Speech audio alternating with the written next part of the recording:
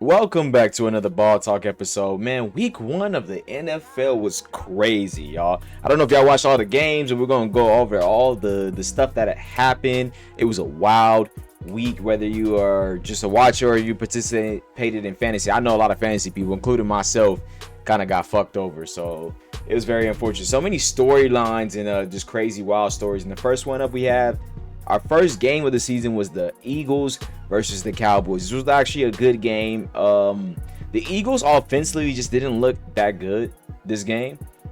I think Dallas defense was actually relatively decent, or just the Eagles offense. Like Saquon wasn't able to run, and if you really pay attention to the Eagles, they don't move the ball down the field that much. Like they usually run the clock down. If you really pay attention, bro, I've been watching the Eagles since like last year because of Saquon.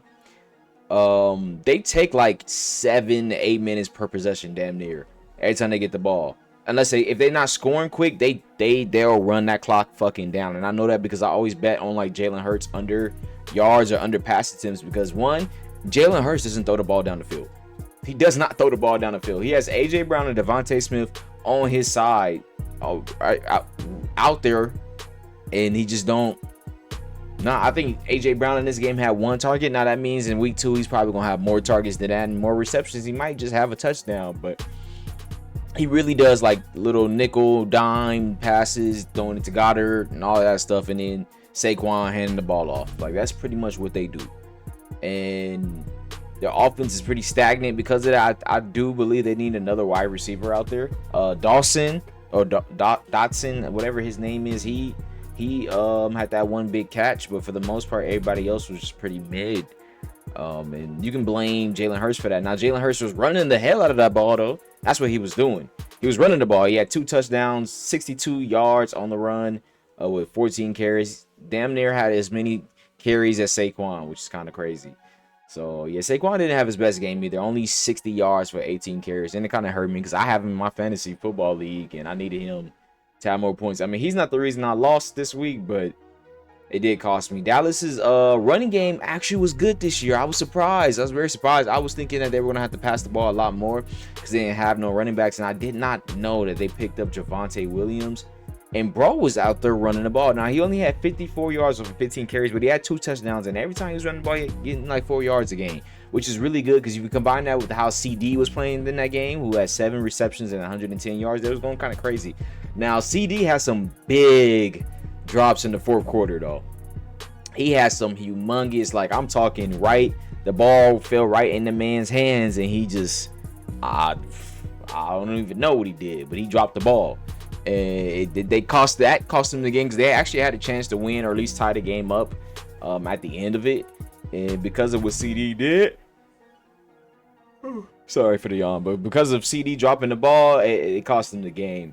But I'm actually very surprised in Dallas's run game. I think it was relatively decent in this one, and both defenses were doing their part too. So this was an interesting game, and I think it was the best way to start the NFL season because you have some more wild games. The next game would have been Friday Night Football, which it was a Brazil game, and it was the Chargers and the Chiefs. I took the Chargers in this game. The Chargers didn't end up winning 27-21, and in the first play, I think it was the first play, Xavier Worthy runs into Travis Kelce and he dislocates his fucking shoulder, man. Oh, that hurt me. I have Xavier Worthy in my fantasy league, and I actually lost this fantasy this week by 11 points. Imagine if Xavier Worthy played and got like a touchdown. That's 11 points right there. So, yeah, him not playing it hurt me. It hurt me a lot. But it's really unfortunate. I know he's going to be playing. He's not out. They haven't ruled him out. They said he's going to have a plate he's going to be playing with or whatever the case may be. So he is going to still be playing next week. I don't know who their next matchup is, and I might have to do like a slip talk for the predictions for that one. But I was more so impressed with Mario Hampton because they was running the ball a lot with him. Najee Harris, I think he got some touches, but Hampton, he had a majority of the runs. Yeah, he had 15 carries. No, Najee Harris had 1 carry, actually. I think he was still injured. That's why his eye or something. But Justin Herbert, bro. I think people sleep on Justin Herbert. He actually he's a really fucking good quarterback. He did amazing last year under Harbaugh. Jim bro, couldn't say his name, but they had an amazing season last year, and he did well with Ladd McConkey too. Ladd McConkey's in his second year now. He's even better. He had 5 receptions, 79 yards with 2 touchdowns. Oh no, that's Quentin Johnson. Ladd McConkey, six receptions, 74 yards. And Keenan Allen actually did amazing on his comeback. 7 receptions, 68 yards. So not only do the Chargers have a good wide receiver core, they can run the ball. And they have Justin Herbert, who's not going to put the ball in harm's way most of the time. He's really efficient at throwing the ball down the field. Really good. 25 for 34, 318 yards, 3 touchdowns. You can't really get much better than that, right? He was eating for fantasy guys, whoever picked him up. And if you bet on him, he hit your money. So for now on, I probably will bet on Justin Herbert, honestly, for either yards or touchdowns, because they do have to pass the ball a lot since Najee Harris is still kind of injured, and you got the rookie of Mario Hampton, who had a decent game, 15 carries, 48 yards. I mean, averaging 3 yards per run is not that bad, right? Maybe he'll get his first touchdown next week or something like that. This was a really close game, and I enjoyed watching it. Then we had the Buccaneers and the Falcons. Well, I'm gonna stop saying this is a close game, because majority of these games in this week were really fucking close. This was the wildest week 1 I've ever seen, bro. Well, this is probably one of the wildest weeks I've ever seen in the NFL, and I've only been watching football closely for like the last 4 years. And bro, there was too much. Like, I felt like majority of people would go in and say, oh, these teams like Buccaneers and Falcons, bro. Baker gonna go for 300 yards. Falcons about to lose. Bijan about to run the hell out of the ball, but Penix not ready yet or something like that. No, this was a crazy ass game. Shout outs to Michael Penix, because he made 2 amazing plays that almost won them the game. When he got one, he got out of bounds with the first down. He managed to get the first down on 4th and goal, or it was 4th and 1. Was it 4th and 1? It was something like that. It was 4th and something. He not only did he manage to get the first down, he managed to get out of bounds too, to save them time. And then he got the touchdown on an extend. Like, yo, if y'all didn't watch that game, go see the highlight of that. He literally, somebody grabbed him at the ankles. He stretched all the way out and slammed the ball on the white line. When I tell y'all, he was legit damn near 10 yards away from that fucking goal line. And I mean, from that goal line, and I don't know how he got to it. And he scored. And that seemed like that was gonna be the game. Like that was it. It was gonna be a story. Boom, Michael Penix went crazy, and that would have been crazy. And then Baker Mayfield just went down the field, aired that bitch out, and ended the game. That shit was, y'all. When I tell y'all, this, and that's not even the craziest game of this week. That's the worst part. But that was a very entertaining game at the end of it. Baker ended up only having 167 yards though. Like, he didn't do that good. Like, the offense wasn't that good for the Buccaneers, which was really surprising for me. Egbuka, there we go, Egbuka. He's a rookie, and he had a fantastic game. 4 receptions, 67 yards, 2 touchdowns. He was the game saver right there. Mike Evans didn't do that well. 5 receptions, 51 yards. I really need him to get more than that, but 8 targets is not bad. I just felt like offensively, their passing game wasn't too superb, and that was mainly because of their running game. Bucky Irvin only had 37 rushing yards over 14 carries. He wasn't able to be explosive in the game, and Rachaad White wasn't either, with 14 yards off of 2 carries. Like, he didn't get that many carries, but it just offense. I think the Falcons defense showed up in this week, and that's going to be like a real tale of week 1. Pretty much is a lot of defenses showed up. Surprisingly, there's probably just a lot of maybe different offensive coordinators going to different teams. Offenses need need more time to get adjusted to their new either weapons or new system that they're employing. And defense is a lot more easier just because you need to just get after the quarterback. You need to just play to stop people from catching. Now, some defenses ain't gonna be able to fix themselves.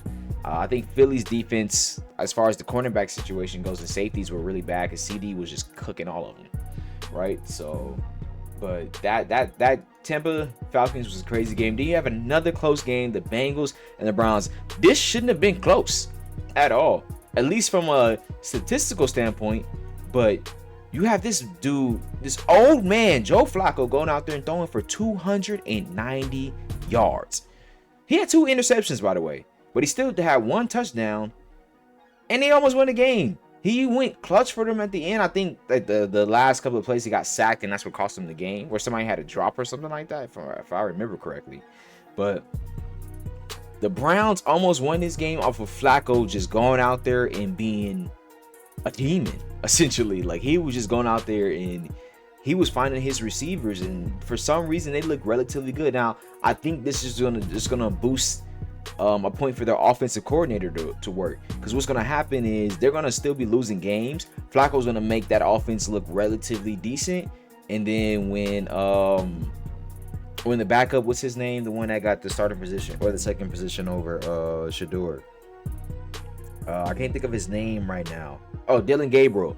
When he comes in, he's probably gonna be good in the system because it already looks like it works offensively. I don't know if that don't just look like it's a Flacco thing. It looks like their schemes that they run and that they play for are decent, good, because their run game wasn't even that good, right? The Dylan Sampson had 12 carries for 29 yards. Like, their run game was not good, but bro was catching the ball a lot. 8 receptions, 64 yards. Jerry Jeudy, 5 receptions, 66 yards. Fannin Jr., 7 receptions, 60. Like, a lot of guys had 50 plus yards on receiving with multiple different receptions. So even though their run game wasn't working, they were able to catch the ball a lot, and Joe Flacco was able to throw a lot. Now, that also means the Bengals just have terrible defense. They do.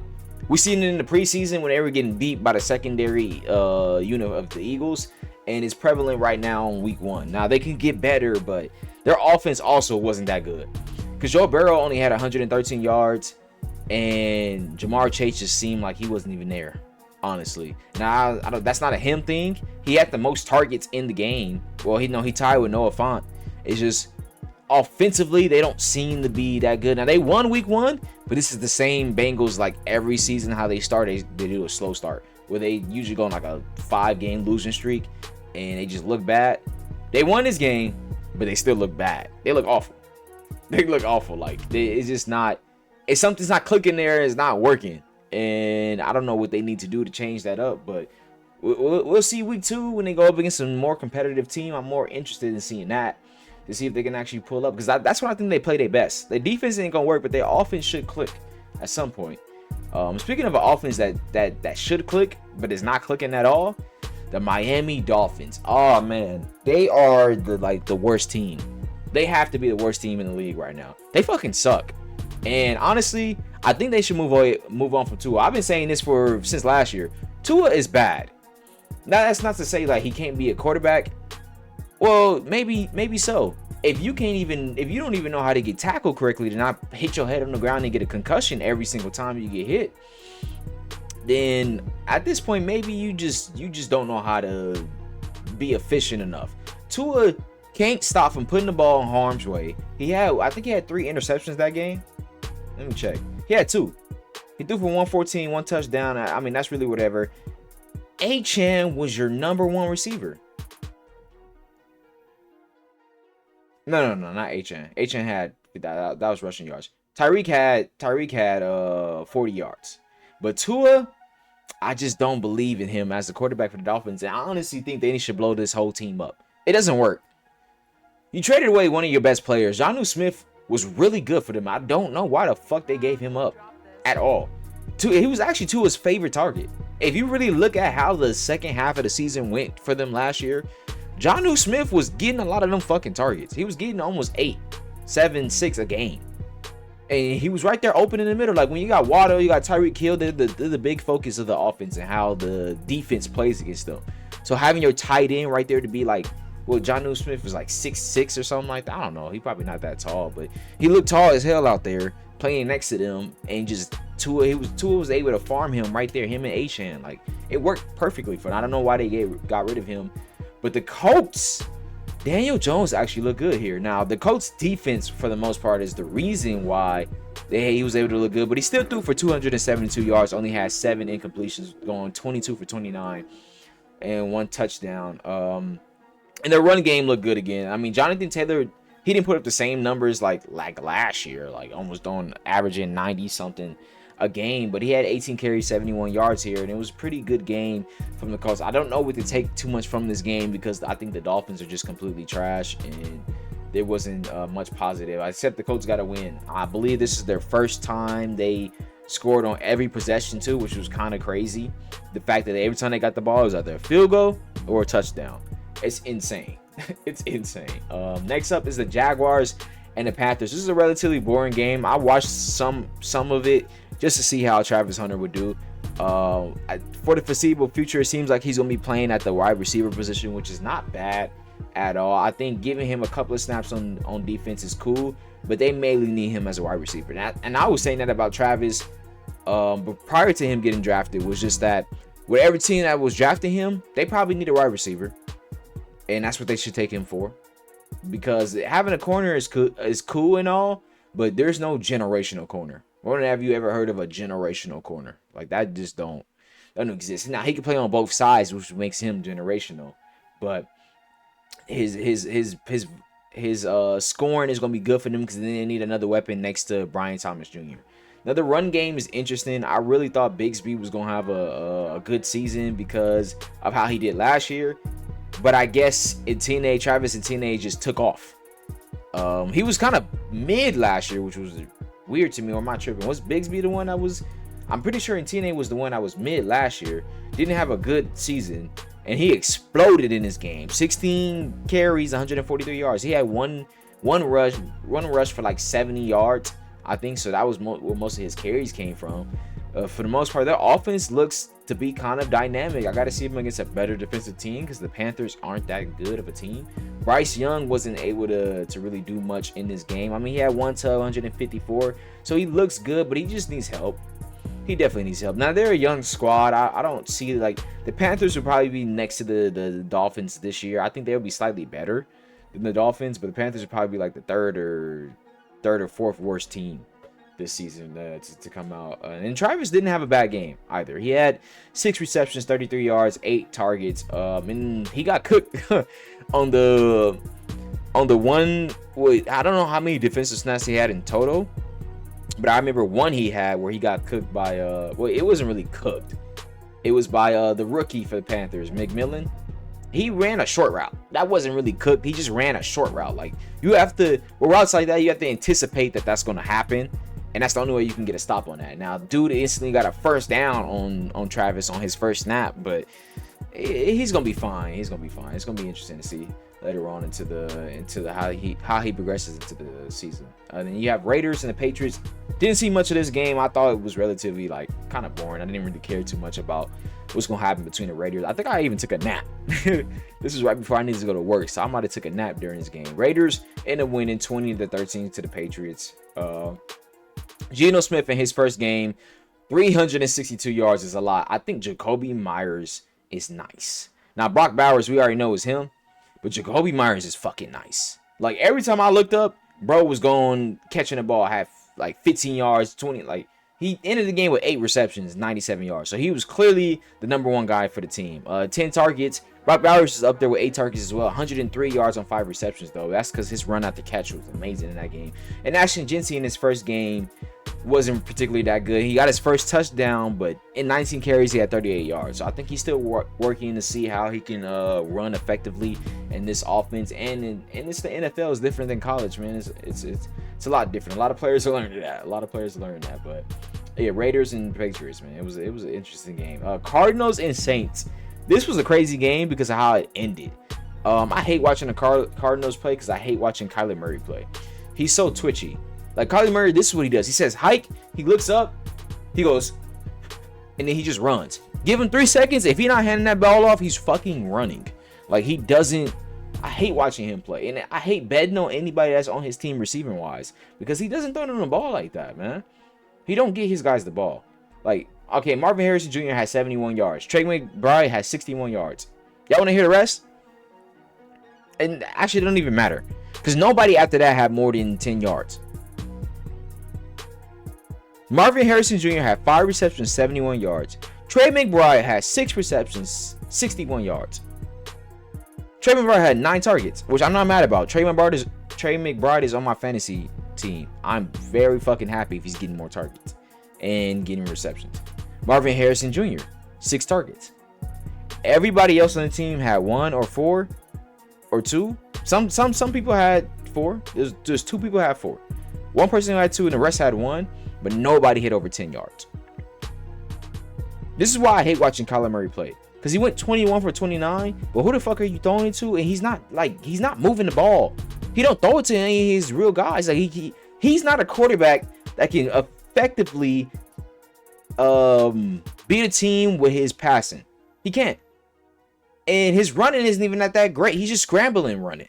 It's not like a run set play where he's like Lamar, where he's going to get, and that might be due to his height. He's short, so that could be the reason. But it's just, I don't like watching the Cardinals play. I don't like watching Kyler Murray play, and I don't think this system works for them. They're not a good team by any means. I don't believe so. And they're in the same division as the Rams, and I think the Rams are gonna, of course, beat them out. Like, that's what we do almost every year. Except like, what was it, 4 years ago, something like that? No. Whatever year it was before they won, like they passed us in the division seed in 1 year. I can't remember what year that was. Yeah, but that game was relatively boring, except the fact that Spencer Rattler, they almost clutched it up at the end. They tried, they made a run for it, got to the end zone, and I think somebody missed the pass or dropped the ball or something like that for game. So it was pretty crazy. A wild game though was the Steelers and the Jets. This was a crazy game because of the storylines. How both quarterbacks started for their opposite team last year. Aaron Rodgers was the starting quarterback for the Jets. Justin Fields was the starting quarterback for the Steelers last year. Now this season, Aaron Rodgers started quarterback for the Steelers. Justin Fields starting quarterback for the Jets. That was already a storyline. What made it even better was the game was fucking wild. In the first half, it looked like Justin Fields was out there being God. He went to the Jets and started going crazy. His numbers was crazy. Like, he was touchdown, running it in. And next thing you know, in the second half, Aaron Rodgers said, hold my nuts and hold my sack, bro. Hold my shit, youngin. That's basically what he told him. Let me teach you something, youngin, real quick. Because Aaron Rodgers ended the game with 4 touchdowns and 244 yards. 4 touchdowns. He went crazy. Like, that game went nuts. Now, the Jets had some turnovers, which allowed the Steelers to get back into it. And I think it was one play. I don't know if it was a punt recovery or something like that, or it was something where a guy dropped the ball. Steelers had the ball, and then they were basically right there in the goal line, and they went down and scored. Like, it's pretty cool. DK Metcalf had a great game. 83 yards, 4 receptions, 7 targets. Calvin Austin, 70 yards, 1 touchdown. He had that crazy catch, didn't he? Calvin Austin had a crazy catch. But for the most part, Steelers end up clutching this game. I think the Jets just kind of lost it. They had this game and they gave it up, and it was all their fault. Pretty much all their fault. It was a wild game though, very wild game, very entertaining to watch. What was not entertaining to watch was the Commanders and the Giants. That wasn't entertaining by any means. The Commanders, we know they're a good team. The defense showed up. They smacked the Giants. There's not much to talk about. The divisional rivals, it didn't feel like it was a competitive game by any means. Russell Wilson in his first game, he didn't do that great. 168 yards. I mean, he didn't have an interception, so that's always good. But the Giants are just not a good team, really. And just bringing good quarterbacks ain't going to change nothing. At least Malik Neighbors look good out there, and Jaden Daniels looked fantastic. Debo looked like he fits right in on the team too. I didn't really see much of McLaurin or anything like that, but bro, the damn Commanders are good. So that's really all there is to it. Then the Titans and the Broncos. This was Cam Ward's first game. Able to see him. I think there was some situation going on where there was a catch in this game. Some catch. Was it this game or the Raiders game? No, it was this game where somebody made a catch. I don't know the full story of it because I was seeing highlights of this. I was in and out with watching this. I didn't really see it too much, but Titans got to fix something with that offense, man, because Cam Ward, I don't know, man. He wasn't able to push the ball down the field too much. And the times that he was, like, it worked, but for the most part, like, no one, like, I think there was a stat when I saw something in the second half to where he didn't have an actual target. like an actual pass to any of his receivers yet. It was really weird. He wasn't able to get the ball to his receivers. Now, I know the Broncos have a good defense. Their defense is actually really good last year. I don't know about this season if it's gonna be the same, but for the fact that he just, I don't know if it's because of his first game jitters, but Cam Ward just didn't look that good this year. I mean, this game, he has time to improve. Of course, Bo Nix looked like Bo Nix thrown for 40 fucking attempts, 176 yards, but he had 2 interceptions. Well, 1 touchdown, but 2 interceptions. He does put the ball in harm's way a lot. That's what Bo Nix does. That's what they play him for, though. Like that's really what they play, is him just throwing the ball out there. And they end up getting the win. So we can see how much they improve next week. Another game that was a little mid to me was the 49ers and Seahawks. I actually thought the 49ers was going to lose this game, and then they end up making a comeback. And then the last touchdown on this was wild, because Brock Purdy, he was scrambling. He threw it up for, I think it was the tight end that got the touchdown. And the tight end was behind the corner. He was behind him. And somehow, like, the corner, I don't know what he was paying attention to, but he let bro just jump in front of him and get the ball, and he scored the touchdown, and that was game. Like, it was wild, bro. Like, the Seahawks should have won this game. Sam Darnold in his first game with the Seahawks wasn't that bad at all. So same thing with Cooper Kupp. Cooper Kupp's first game had, oh no, he wasn't really there. Really, honestly, I don't even see. Because looking at the stats for this game, I didn't really watch it, but look at the stats for this game. Jackson Smith and the Jigma had 9 receptions, 124 yards with 13 targets. Everybody else had 3 or less targets. So we can see who Sam Darnold is fucking with, but the rest of the team, they got to figure out their offense. They do. They really do. I mean, Brock Purdy threw for 2 touchdowns, 2 interceptions, 277 yards. So that's the only way they're going to be able to win.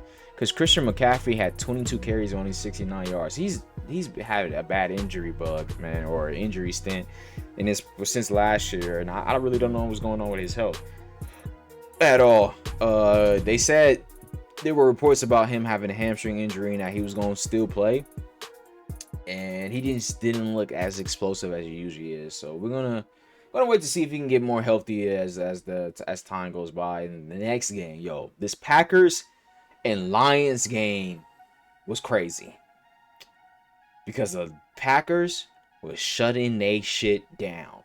The Lions is usually a very good offensive team. They were 15-2 last year. They did not look good this game. And I'm not saying offensively they looked horrible. I'm saying the Packers defense would look crazy. And yes, they added Micah Parsons to the team. But it's not like he was out there doing everything. Yeah, he had a sack. Yeah, he was able to put on some pressure sometimes. But just defensively, they looked crazy. Like, I don't know what it was, but they was out there shutting shit down for real. They pretty much had the Lions on lock the majority of the game. Now, Jared Goff threw for 225, 1 touchdown and 1 interception. But that touchdown came at the very tail end of the game. I think that came in the 4th quarter, when the game was already out of reach, when it was already 17-6. Well, actually, that's not. No. It was, because I'm pretty sure they scored 10 more points after that. So it was already 27 to something. It was like 20 to something already. The game was pretty much done with. And then he threw that touchdown. But Sonic and Knuckles didn't show up. Who is David Montgomery and Jahmyr Gibbs? Maybe the Packers' just rush defense is just that amazing, because yeah, they didn't show up at all. Like, they looked really bad. Like, Jahmyr Gibbs didn't run like Jahmyr Gibbs. David Montgomery did. They just their offense was not able to click at all. Amon-Ra Brown, he didn't have a relatively good game. Like, everybody on the Lions struggled, to be honest. They got wrapped up. It was a hard watch. It was a hard watch if you like offensive games. But if you're a Packer fan, that shit was beautiful to you. Now, shout out to the Rams fan like me, because we won our first game in week 1, baby. I already knew it was going to be the Texans, though. The Texans are not that good of a team. CJ Stroud is cool, but I just don't think offensively they're that good, to be completely honest. Like, they lack a lot of stuff. They lack a real good running back. They have, I think, Nick Chubb, but Nick Chubb is getting old. He went 2 years without playing or something like that, and back-to-back injuries. I don't expect Nick Chubb to look like the old Nick Chubb. And offensively, CJ Stroud, he's had a bad O-line since last year, and because of that, I don't know if his decision making is the best. In this game, he has 0 touchdowns and 1 interception, so they couldn't even score against us. Now the Rams defense is good. The Rams defense is good. But our offense is even better because, we got Devontae and we still got that boy, Puka. Puka with 10 receptions, 130 yards. Puka's nasty, bro. Puka's nasty. He is amazing. His ability to run routes to get himself open is impeccable, but his receiving after catch. And then, of course, our dynamic running offense with Kyren Williams is amazing too. Blake Corum, it gets a shout out too, but he didn't really do nothing in this game. But all in all, old man Matt Stafford still got it done. Week 1, Rams take the dub. I'm excited about that. I am happy. Let's talk about the last game on Sunday Night Football. This was a game that I had a lot of interest in. 1, because I'm a Lamar Jackson fan. 2, I have Josh Allen on my fantasy football team. 3, the opponent I was facing up against this week had Lamar, Derrick Henry, and James Cook. So here's how let me paint y'all the scenario. This is the picture right here. I was up 30 points going into this game. All I needed was for Josh Allen to have a competitive ass game and hope that for somehow Lamar, Derrick Henry, and James Cook all don't go off. Boy, I was not wrong. That was a crazy game. The way it started though, when Baltimore were on their fucking ass. Bro, I'll tell y'all, this offense looked like the most beautiful offense to fucking watch. When you just watch, hand it off to Derrick Henry, he goes down, just running through niggas, score. They get the ball again, Lamar running through niggas, score. Derrick Henry running through niggas, like it just back to back. It's just both of them just doing, like, this shit looked beautiful. It looked like the best team. And then the Ravens did what the Ravens classically do.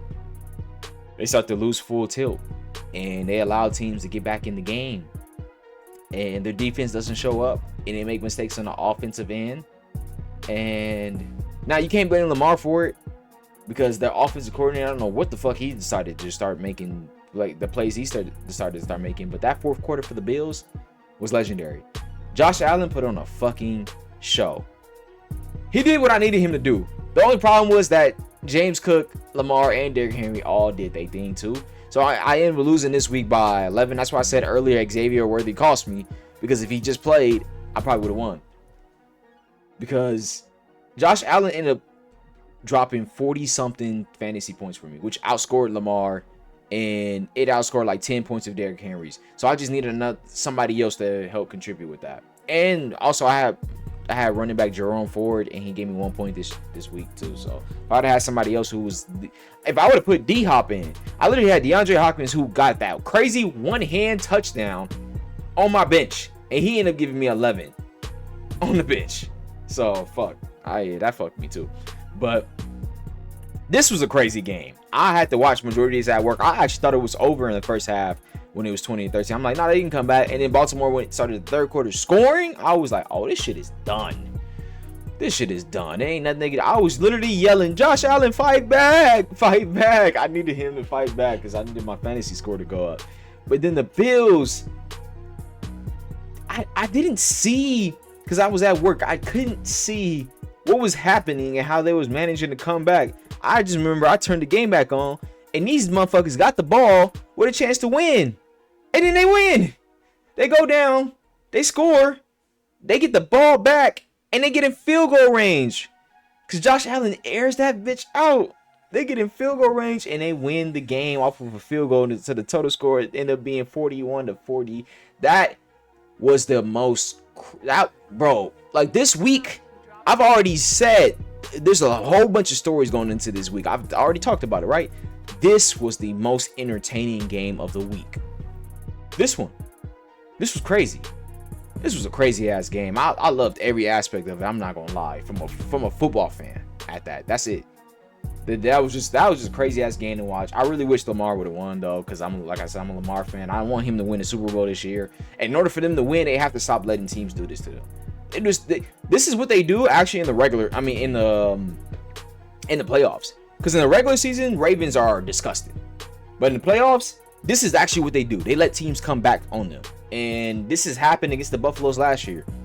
And it happened again this year, which is really unfortunate. I didn't want to see that, but it is what it is. And then last but not least, we had a Monday Night Football game yesterday. Now, I'm going to be doing all these ball talk episodes for football reactions on Tuesday simply because I want to wait the entire week to see how the games progress. Vikings end up beating the Bears in a game that I can just say, like, it was crazy. It was crazy how the sides flipped. First half of the game, Caleb Williams looked like he was going to be good this year. Like, he looked like he learned a lot from last year. The offensive line looked a lot better because he was getting under pressure and sacked a lot. He was able to run the ball a lot. Once again, they disappoint me in how they run the ball, period, as a team.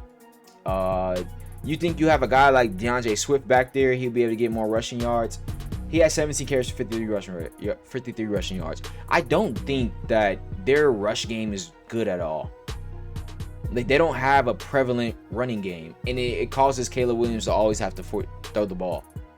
And he was very efficient though. He started off the game like 11 for 11 or something like that. And then they took a lead in the first half. I thought the game was gonna be out of reach just because JJ McCarthy didn't look that good. The offensive line didn't look good. He looked like he wasn't able to get his reads correctly, and they had a very apparent timing issue a lot. Like, a lot of times he was ready for the ball, and all you see is this. That's him clapping his hands for the center to throw that bitch, and the center just holding on to it. Like, they literally got to delay a game one time, and he's just doing this for 5 seconds. The clock already hit 0, and all you see is them, like, and the center still not throwing the ball. I don't know if that was miscommunication because they were in Chicago. Maybe it was too loud for the guy the center to hear, but it was horrible in that first half. It was really bad. And they managed to turn it around in the second half, bro. I don't know what happened, what started to click, but in that fourth quarter, JJ McCarthy turned into a demon. For real. When he started getting the ball to Justin Jefferson, that's when you notice it changed, though. When Justin Jefferson had that reception, I think it was a pretty big reception, like 20 plus yards or something like that. He went out of bounds. They were able to get to the goal line, threw the touchdown to him. It started to click. He started running the ball. He started being more effective with his passes in the offense, and he got a rushing touchdown. And that fourth quarter was just magical all around. And Caleb Williams started looking like he couldn't do anything. Now DJ Moore got smacked in one of those plays, which probably set them back a little bit. But for the most part, like, this offensively, he was just missing people. Like, Caleb Williams in that second half was missing people. He was missing wide open. There was a bunch of times where I was like, damn, that bro wide open. What is he doing? And he just taking off running and shit. Like, it just didn't look good at all. He looked overrated as hell. He looked like he was scared. He looked like he was trying to do too much, trying to be the Heisman winner again. Trying to do too much. You're not playing like a team. Get your guys the ball, bro. Get your guys the ball. DJ Moore should not have only 3 receptions, to be honest with y'all. Like, he shouldn't. He should have way more than that. Ramu Odunze shouldn't have 9 targets, while DJ Moore has 5. That's just me, though. That's just what I think. Like, I think you have to mix it up and make sure you get your star guy the touches he needs. At least throw the ball in his area. Dak does it with CD. I promise y'all. CD is a great fucking route runner, great wide receiver. But Dak makes sure the ball goes to him if he can. And that's what some of these quarterbacks need to get together is, your number one guy, make sure he gets his touches. Make sure that ball goes in his hand. I mean, DJ Moore had the most yards, but he didn't have the most receptions. He didn't have the most targets. So that kind of changes the impact of the game. But JJ McCarthy had a really good game. I really thought the Bears was going to win this based on how it was played out and what I was thinking going into it. But they lost. They lost. Vikings won is an interesting story to tell. I really don't know what the Vikings are going to look like now. I really thought they should have gave JJ McCarthy more reps in the preseason. They wanted to save him because he was a starter. I know that, but he didn't play all of last year. So he kind of needed the reps this year. But this was a good game for him to come back and show that he's capable. which we already knew that off his college career, but NFL is different, right? So that's gonna be it for our weekly recap. I'll see you guys next Tuesday with some more NFL games. Make sure you guys are checking out the Slip Talk episode, because we're gonna have another Slip Talk come out before Thursday or Thursday. I'm gonna actually upload it on Thursday for Thursday's game, which is, I believe, the Packers versus the Commanders. It should be the Packers versus the Commanders. Let me double check right now. Yes, which is going to be a really good game to watch. And then we have a slate of Sunday games with the Browns versus the Ravens, Jaguars versus the Bengals, Giants and the Cowboys, Bears and the Lions, Patriots and the Dolphins, 49ers and the Saints, Bills and the Jets, Seahawks and the Steelers, Rams and the Titans, Panthers and the Cardinals, Broncos and the Colts, Eagles and the Chiefs, Falcons and the Vikings. And then on Monday Night Football, we got 2 games: the Buccaneers, Texans, and Chargers and Raiders. So I will be putting up slips for all those games. I'll probably do 3 different ones: one for the Thursday Night Football game, one for all the Sunday games, and then one for the Monday games. And yeah, we're gonna see how that week goes. I'll catch you guys in next week on Tuesday again. Go Rams.